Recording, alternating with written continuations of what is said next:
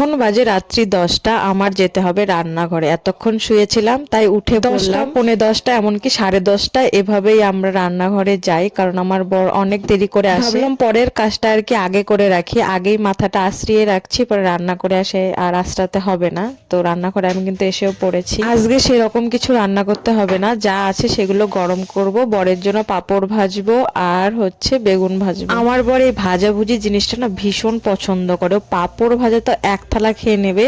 একটা পাঁপড়ই ছিল, ওটা ভেজে ওর জন্যই রেখে দিয়েছি, আর একটা বেগুন ভাজছি। কিছু বুঝি না, কিছুদিন থেকে আমি দেখছি একবার খেলে আর না সারাদিন খেতে ইচ্ছা করে না। সকালে কিন্তু সেরকম কোনো কিছু খাই না, এই দুপুরে যদি ভাত খাই রাত্রে না একদম খেতে ইচ্ছা করে না। আর আমাদের ভাতের হাঁড়িটা যে কালো, তোমাদের মনে প্রশ্ন আসতেই পারে। আমরা না ভাতটা উনানেই রান্না করি, এটা হচ্ছে উনানেরই অ্যাকচুয়ালি উনানের হাঁড়ি হলে তো কালি থাকবেই।